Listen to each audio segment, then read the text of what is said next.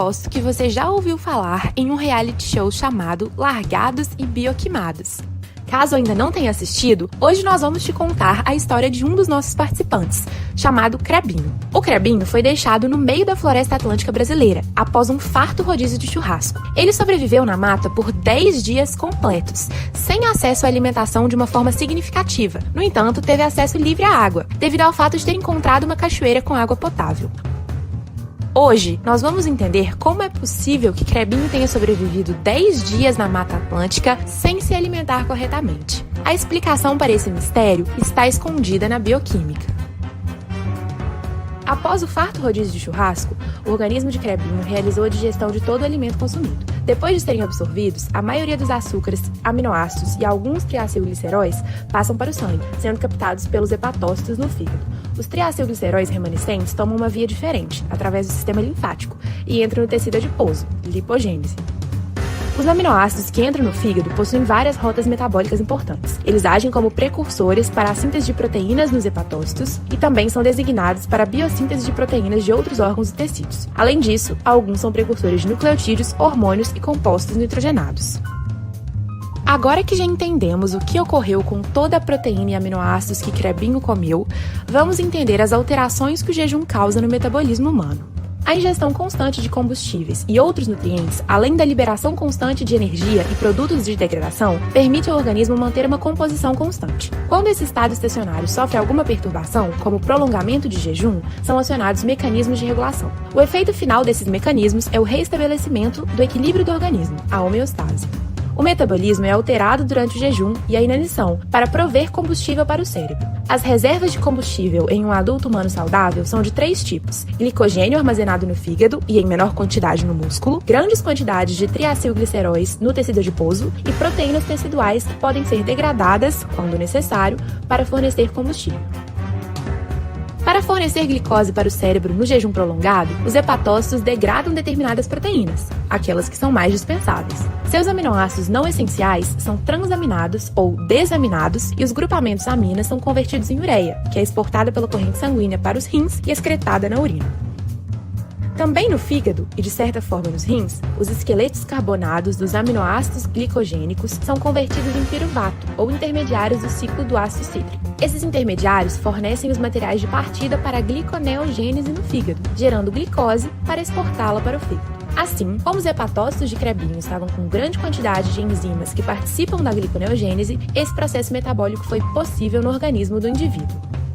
Quando o organismo necessita de combustível, como na situação de Crebinho, outro mecanismo além da gliconeogênese ocorre. Os triacilgliceróis armazenados no tecido adiposo são hidrolisados pelas lipases dentro dos adipócitos para conseguirem liberar ácidos graxos livres, os quais serão oxidados a acetil-CoA pelos hepatócitos. Porém, oxalacetato está esgotado pelo uso de intermediários do ciclo do ácido cítrico na gliconeogênese. Desse modo, a entrada de acetil-CoA no ciclo é inibida e ela se acumula, favorecendo a formação de corpos cetônicos, acetoacetato e hidroxibutirato. Após alguns dias de jejum, os níveis de corpos cetônicos no sangue aumentam. Essas substâncias circulam no sangue até os tecidos periféricos a fim de serem utilizados como combustíveis do ciclo do ácido cítrico. Durante o jejum prolongado, eles podem suprir uma fração significativa de energia em alguns tecidos periféricos, em 1/3 do coração e 60 a 70% do cérebro. Isso é possível, pois os corpos cetônicos, ao contrário dos ácidos graxos, podem atravessar a barreira hematoencefálica, fornecendo ao cérebro uma fonte de acetil-CoA para oxidação, com o objetivo de gerar energia. E aí, será que entendemos direito o que aconteceu com Crebinho? Vamos dar uma resumida no processo. Essa imagem mostra o metabolismo energético no fígado durante o jejum prolongado. As etapas numeradas são exatamente aquelas que descrevemos durante o caso de Crebinho. Após a depleção dos estoques de carboidratos, como o glicogênio, a gliconeogênese no fígado torna-se a principal fonte de glicose para o cérebro, como pode ser observado pelas setas verdes. A NH3 proveniente da desaminação dos aminoácidos é convertida em ureia e excretada, como pode ser visto nas setas verdes.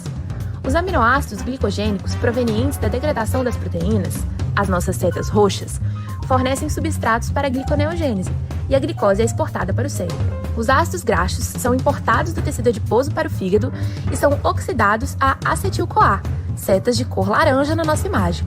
o material de partida para a formação dos corpos cetônicos no fígado exportados para o cérebro para servirem como fonte principal de energia, como pode ser visto pelas setas vermelhas. Quando a concentração dos corpos cetônicos no sangue excede a capacidade do rim de absorver as cetonas, estes compostos começam a aparecer na urina. Como será que se daria a representação gráfica deste processo do jejum?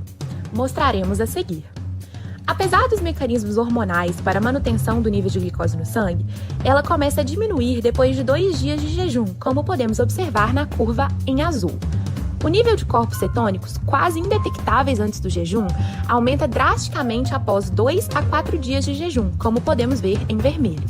Essas cetonas hidrossolúveis, acetoacetato e hidroxibutirato, suplementam a glicose como fonte de energia para o cérebro durante o jejum prolongado.